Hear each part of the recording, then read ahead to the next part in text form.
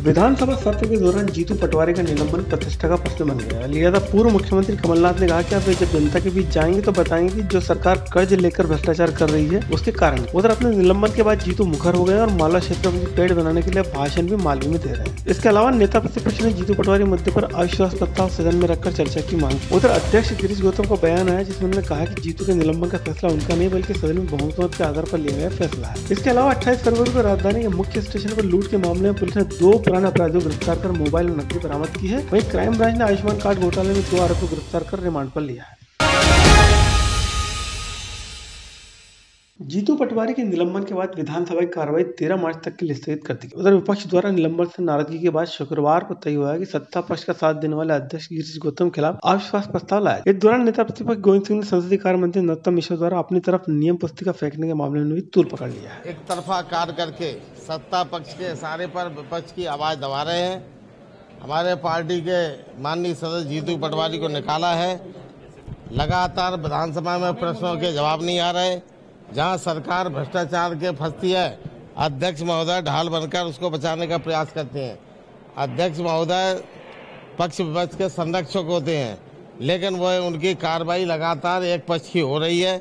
इसलिए विपक्ष ने, कांग्रेस पार्टी के विधायक दल ने फैसला लेकर माननीय अध्यक्ष महोदय के विरुद्ध आज अविश्वास प्रस्ताव विधानसभा में प्रस्तुत कर दिया है।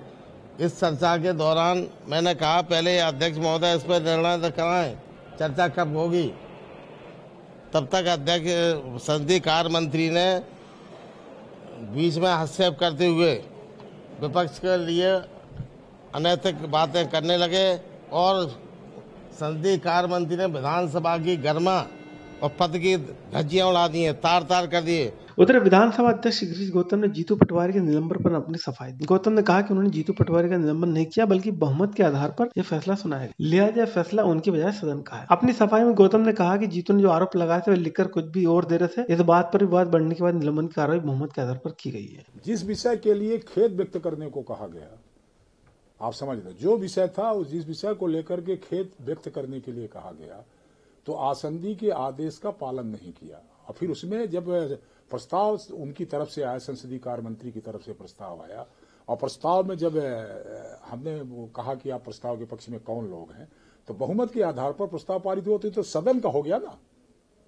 तो सदन ने पास किया ना उसको। अपने निलंबन के बाद जीतू पटवारी मीडिया से मुखातिब हुए तो उन्होंने बोलने का अंदाज बदल दिया। अब जीतू पटवारी अपनी बात हिंदी में न रखकर मालवी में रख रहे हैं। जीतू ने आरोप लगाया कि सरकार सुनना नहीं चाहती, लेकिन वे हर हाल में किसानों को 3000 रुपए प्रति क्विंटल के हिसाब से गेहूं का समर्थन मूल्य देने की मांग का समर्थन करते रहेंगे। कांग्रेस का विधायक नेता प्रतिपक्ष के नेतृत्व में अविश्वास प्रस्ताव लाए हैं, सदन नहीं चलियो और आगे जब तक यो बीजेपी को कार्यकर्ता बनी अध्यक्ष कुमार बठियोरे को जब तक याद सिर्फ और सिर्फ किसान लाकर 3000 रुपए कुंटल गेहूं देवाड़ दे की, याद रखो जो ये बात। उधर पूर्व मुख्यमंत्री कमलनाथ का बयान आया जिसमें जीतू द्वारा पूछे गए सवालों का समर्थन किया और कहा कि सरकार से चुनावी मोड़ में कर्ज लेकर भ्रष्टाचार करने के मामले में पूछताछ की जाएगी। नाथ ने कहा कि सरकार ने हर छोटे बड़े आदमी के नाम से कर्ज लेकर उसे भ्रष्टाचार की भेंट चढ़ा दिया। जनता के बीच में इनका भ्रष्टाचार ले जाएंगे। अंत में देखिए बॉटम लाइन है इनका भ्रष्टाचार, ये हमें याद रखना है। हर कर्ज लिया तो भ्रष्टाचार के लिए लिया, आम जनता के लिए नहीं लिया। ये जो हमारे अतिथि शिक्षक हैं कि कहें कि हम कर्जा ले रहे हैं क्योंकि हम इनको भर्ती कर रहे हैं, ये कहें कि हम संविदा वालों को भर्ती कर रहे हैं इसके लिए कर्जा लें, पर ये कर्जा आप लोग सब ये देख लीजिए पिछले 8 महीनों में 9 महीनों में इन्होंने कितने बड़े बड़े सिंचाई के ठेके और सड़क के ठेके दिए हैं और उसमें कितना एडवांस दिया है, कितनी संपत्ति बेची है। रीवा का ही उदाहरण आप जाके ले लीजिए। क्राइम ब्रांच ने आयुष्मान घोटाले में 2 आरोपियों को रिमांड पर लिया है। जानकारी मुताबिक राहतगढ़ और एक अन्य स्थान से 2 को पुलिस गिरफ्तार करके लाई है। इससे पूछताछ में कई खुलासा होने की उम्मीद है। क्राइम ब्रांच ने दोनों आरोपियों को पकड़कर पूछताछ की तो इस घोटाले का खुलासा हुआ। आयुष्मान मित्र के रूप में इसने काम किया है, इसको हमने पूछताछ के लिया है और दूसरे प्रकाश पंथी गंज बासौदा से इसको हिरासत में लिया है। इनके द्वारा काफ़ी बड़ी मात्रा में जो आयुष्मान के हितग्राहियों की डेटा उपलब्ध कराया गया ताकि फर्जी आयुष्मान कार्ड तैयार की सके। इन दोनों को पूछताछ के बाद गिरफ्तार किया जाकर इनसे रिमांड लिया जाएगा। इनसे दस्तावेज और जो भी इनके द्वारा पैसे का लेन देन है इसके अलावा जो कार्ड बनवाने के लिए जो भी चीज़ें जानकारी उपलब्ध कराई और हितग्राही के नाम इनसे मालूम पड़ सकेंगे।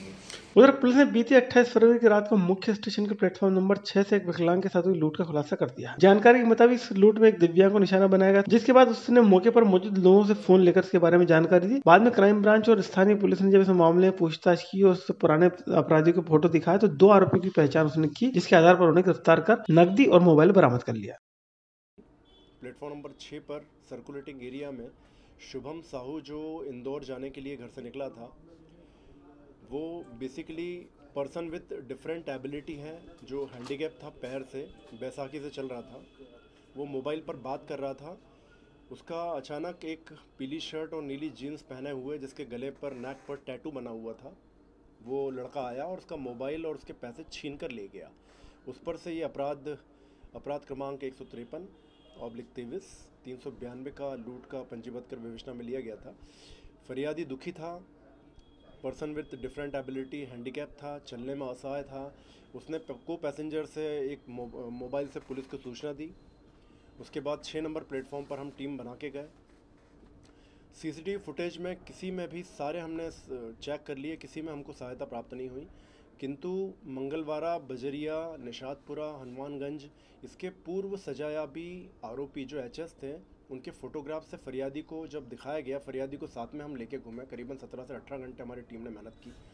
जितने भी गिरफ्तार शुदा आरोपी थे, सभी के फोटोग्राफ दिखाए गए। तो उसने टैटू और हुलिया के आधार पर निशातपुरा के आशीष और भूरा वंशकार, जिसके नाबालिग परेड में 3 अपराध थे, चूँकि नाबालिग में अपराध का संज्ञान नहीं लिया जाता है, इससे जब पूछताछ की तो इससे मोबाइल लूट का और पैसे रिकवर किए हमने, जो गिरफ्तार कर हमने पुलिस रिमांड पर लिया है। 2 दिन की पुलिस रिमांड पर हमारे पास ही है।